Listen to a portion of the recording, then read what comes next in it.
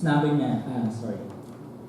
And we know that for those who love God, all things work together for good.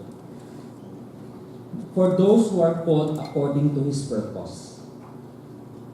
From the time we started this, kahit anong religion pa tayo, ang importante is this: do you have a personal relationship with Christ? Kasi according to His purpose, it's a relationship. And if you have a relationship with Christ, we would understand that all these things, because He loves us so much, He works for the good. He works for the good. Let me show you an example. Ito sa Old Testament. Sabi niya, but Joseph said to them, do not fear, for I am in the place of God. As for you, you meant evil against me, but God meant it for good, to bring it about that many people should be kept alive as they are today. Ito yung background, kasi ito yung end of last chapter ng Genesis. Joseph, remember, if you know Joseph the Dreamer, he was sold by his siblings. During this time, patay na si Jacob, yung tatay nila. The siblings were afraid. Takot mga kapatid na baka may sama ng loob pa to. Baka dahil wala ng tatay, gaganti na to. Magmakaawa na tayo. Nagmakaawa sila talaga, they really bowed down before him. And he said this, do not fear, for I am in the place of God. As for you, you meant evil against me, which is, binenta siya sa sobrang galit nila, binenta But God meant it for good to bring about that many people should be kept alive. Kasi during this time, it was within the 7 years of famine. 7 years of famine to Na-realize din ni Joseph, kaya pala ako kailangang ibenta doon. Kasi kung hindi ako naging second in command or prime minister ng Egypt, hindi maliligtas yung pamilya ko. Because these are the 12 tribes of Israel. It was for the saving. They were preserved. Kung mapasahin mo sa Exodus, sa mga succeeding, they were about 1 million. Imagine mo, 70 people lang sila that time. 70 people. And they became more than 1 million. For that purpose. He saw the purpose why he needed to be sold. He saw that God is in control. Kaya may mga bagay na hindi na talaga natin maintindihan. And the second point is this. Omniscient. Knows everything. God knows everything. Pakisabi? Knows everything. Okay, God knows everything. Ito sabi sa Isaiah. Okay, masahin natin together. Pakisin tayo. Go. For my thoughts are not your thoughts, neither are your ways my ways, declares the Lord. For as the heavens are higher than the earth, so are my ways higher than your ways, my thoughts than your thoughts. Okay. Ito na lang. Paano ma-explain yan? Kasi there are things that God knows. God really knows everything. Why does He allow things? Sample na lang. Ito. Si Hosea. You'll read one of the books in the Bible. His name is Hosea, one of the prophets. Alam mo anong instruction sa kanya ni God? Kay Hosea? You go marry a prostitute, which is Gomer. You go marry a prostitute. Imagine mo kung ikaw isipin mo, di ba masama yun? Di ba sa Bible, do not be equally yoked with an unbeliever? Imagine a prostitute is a sinful person. Pero yun yung instruction Yun yung instruction. Ito enough, kasi she is an immoral woman, iniwan niya din si Hosea, iniwan ni Gomer si Hosea. Sabi ni God sa kanya, you win her back. Imagine mo, nang lalaki ulit yung girl. Sabi ni God, you win her back. So what's the purpose of it? God knows everything. Kasi during those times, the Israelites were so idolatrous. Instead of being faithful to God, kinalimutan talaga. Talagang they turned their back. It was really those bad times. They forgotten the Lord. They chose idols. They became idolatrous. They became moral. Bakit inalaw ni God yung kay Hosea and Gomer? It's to teach them, kahit na pasaway kayo, let's say pasaway tayo, even you're sinful, I will win you. And that's what the nature of God is. The loving God, He knows everything. Why did He allow it? He has a purpose for it. That's why He is sovereign, He is in control. Second, He is omniscient, He knows everything. Sa New Testament naman, that time naman, bakit inalaw naman ni God ang persecution for the believers? If you read Acts, bakit all of a sudden nagkaroon ng persecution? Because it is God's will for them to spread out. Actually, because of that persecution, kumalat din sila. Philip Evangelist went somewhere, ganun, kumalat sila to share the gospel, to spread the good news. Kumalat sila.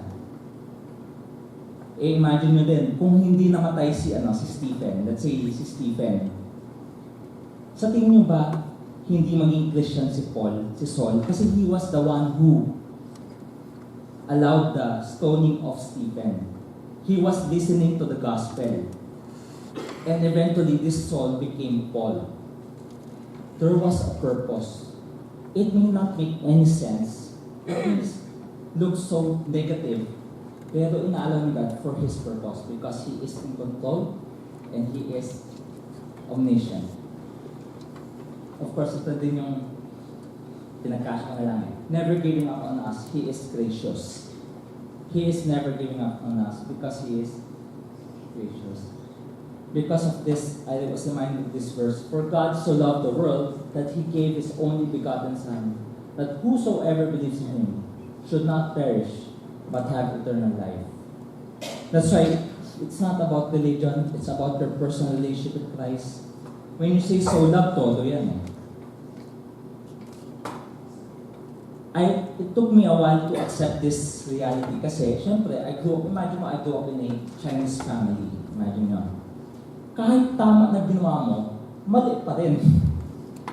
So imagine nyo, say ko, parang laging ganon. So, I became so insecure, I became parang ang hirap please. That's why I have a hard time accepting this reality na how come He so loved the world? Because His ultimate solution is Jesus Christ. Nag-gets pa? Okay, nakasunod. Okay lang kayo? Okay. Magaan lang tayo kasi may announcement mamaya. Okay. A. Able to make all things possible. Ano yung pinaka-possible ng ginawa ng God? Sinabi dito, when the disciples heard this, they were greatly astonished, saying, who then can be saved? Kasi concern nila, sino maliligtas?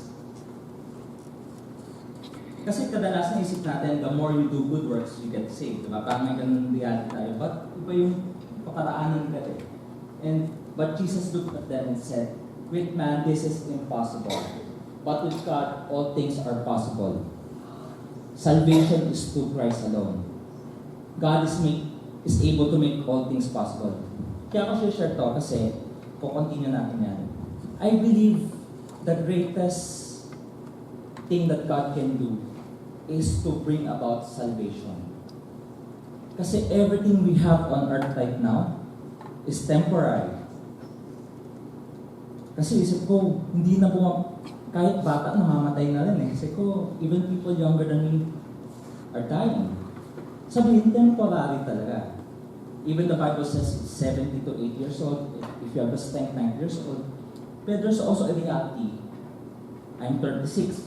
People who are below 36 are dying. Sabihin, may clearing talaga ang buhay. It's temporary. Okay. That's why the true state of the nation at rest. God is the answer to our distress. What's on again? God is sovereign. He is in control. Remember, He is totally in control. Things may not make sense, but He is in control. Second, omniscient. God knows everything. Hindi aksidente na bakit nangyari yan. He has a purpose for it. He knows everything. He's never giving up on us because He is gracious. And the ultimate manifestation of it is He sent His Son, Jesus Christ. That's why the greatest thing that we have right now, He is making all things possible, salvation. Kasi if God can give us Jesus Christ, how much more yung pangailangan natin? How much more our needs? How much more the food that we need to eat, the clothing, the payables.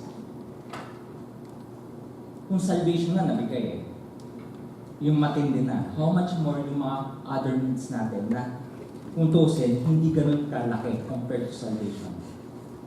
Okay? Kaya inuna ko yan. What's the reason? Okay. Kasi may second part tayo dito. In the midst of these nations' uncertainties, all these problems that people will deal with, God provides opportunities. One. So, S na tayo. Study God's Word. Okay. Study God's Word. O simple na, read God's Word na lang. Ito na lang para walang excuse lahat. I've read the whole Bible Hindi yung dulo sa dulo Yung buo Itong buo. More than 40 times na. I read the whole thing. Kaya nga totoo yung sasabi nila, if you read the Bible 12 minutes a day, you can finish the Bible in 1 year. What is 12 minutes a day? Ito na lang. Hindi ko pakataas ng kamay. Kung nag-social media kayo, sasabi natin 5 minutes. Di ba minsan yung 5 minutes natin, 5 hours? Hindi, isip nyo magbakalan lang natin sa dinilang talk, pero the next thing you know, parang buong araw ka na nandun, tumitingin. Kasi ito yung challenge ng mentor namin Kasi tinuloy sa amin. Sa amin yung Pastor Bong, kasi ginagawa niya sa person niya, no Bible, no breakfast. Para ibahin natin, di ba tayo legalistic, ibahin natin. Kasi sa inyo, no Bible, no breakfast. Sa niya, babasa mo siya ng Bible bago siya mag-breakfast. Ito, ibahin natin. Baka mag-work sa atin No Bible, no social media. No Bible, no video games. Paano?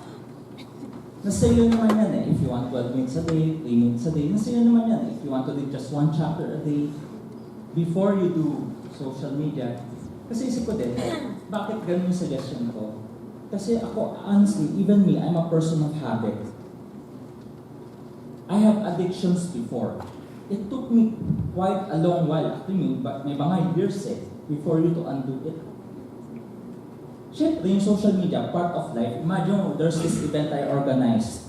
Break time lang, lahat nasa cellphone ka agad. Kasi talagang, you can feel free to get a coffee, get your merienda, hindi, lahat. Break time to nasa cellphone. Parang sabay-sabay. Hindi ko alam ano meron sa cellphone. Basta ganun yung crowd. You cannot remove that. That's why, rather than for prohibiting people doing it, no Bible, no social media, no Bible, no video games. Sabi, unahin mo na yun. Because I believe the more we grow in love with the Lord, that addiction changes also. That addiction reduces. All basahin natin together. On we go. Was the Word, and the Word was with God, and the Word was God. It is referring to Jesus Christ. Nakakatawa kasi sa Revelations 19:13, sinabi, He is clothed in a robe, dipped in blood, and the name by which He is called, the Word of God. You know, if I remember these 2 verses, it comes to my mind. Kasi ako, sa akin lang ito na-apply. If I don't feel like reading the Bible, it is also, I'm saying, I don't like to be with you, Christ. Kasi He's the Word of God In the beginning, He's the Word. Say ko, kaya parang niremind ko sa ko, kung wala, hindi ko feel, basahin, sabihin, I don't feel like being with Christ. And, ito nga, something familiar. Basahin natin together, 1, 2, 3, go. All Scripture is free, read out by God, and profitable for teaching, for reproof, for correction, and for training in righteousness. Training in righteousness. That's why I believe the more you spend time in His Word, all those addictions, all those things that parang gusto mong i-let go, I believe God is capable of helping us also. It's profitable Profitable. It corrects us. It trains us. Nakasunod ba? Okay, good. Our second O, obey His commandment. Obey His commandment. Sabi nga dito, this book of the law shall not depart from your mouth, but you shall meditate on it day and night, so that you may be careful to do everything according to all that's written in it. For then you will make your way prosperous and you will have good success. It's a manual of life. It guides us. God wants us to good success. Good success. Kasi for me, that's important, yung good success. Because I don't want to happen with me what happened to my dad and grandfather. When business went bad, there's a depression. Lord, I want good success. Different from what my dad has. Different from what my grandfather has. Yan. Okay. Walang tiis na tayo matapos na tayo. Matutuloy.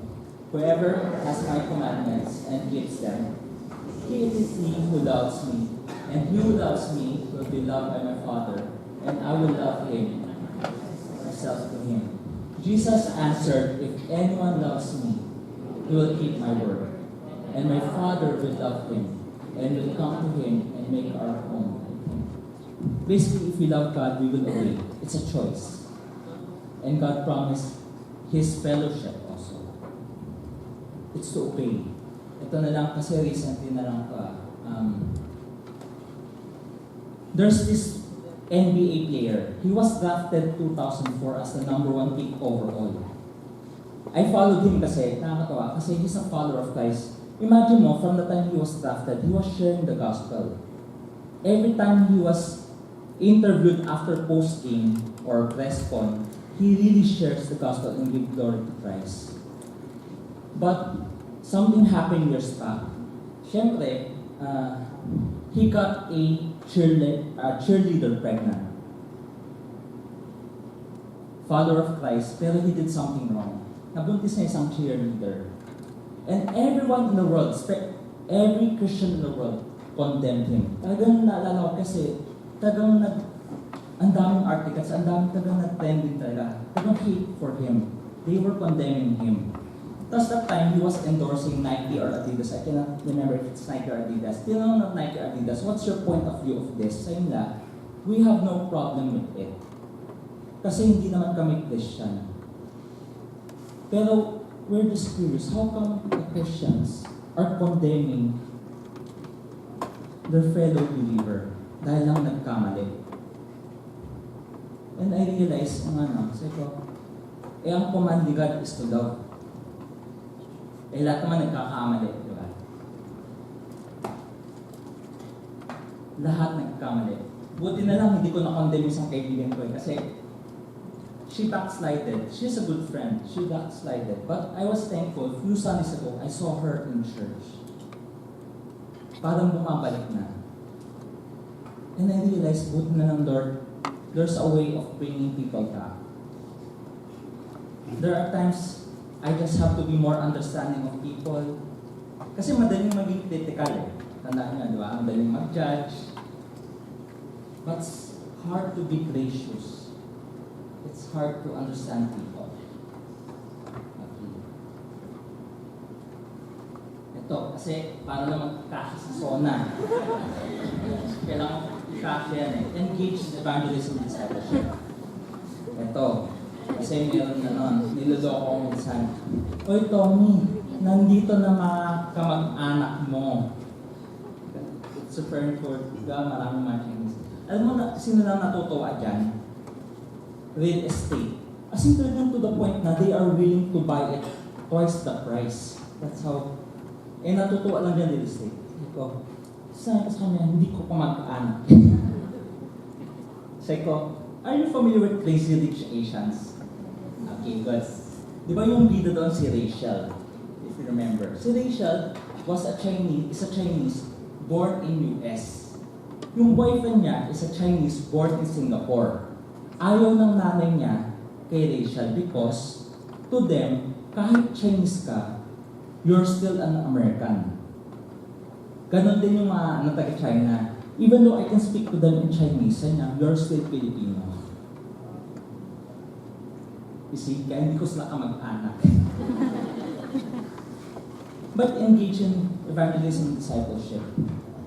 We are complaining, bakit all of a sudden parang inaangkin nila tayo? Ang dami nila din ang sumugod, di ba? Ang dami nila. Ito na lang.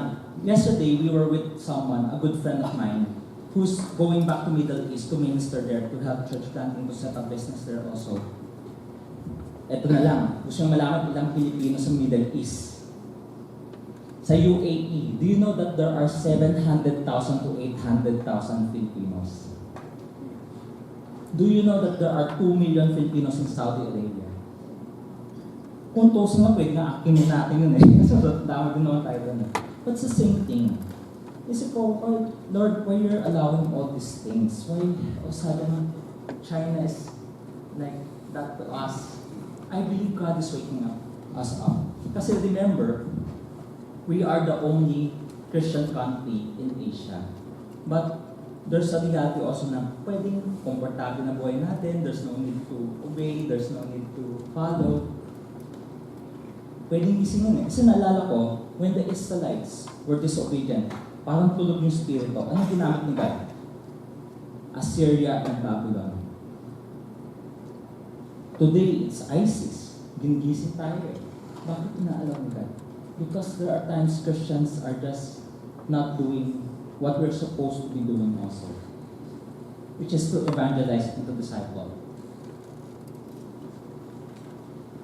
Okay na, basahin natin together. 1, 2, 3, go. I made myself servant to all, that I might win more of them. To the weak, I became weak,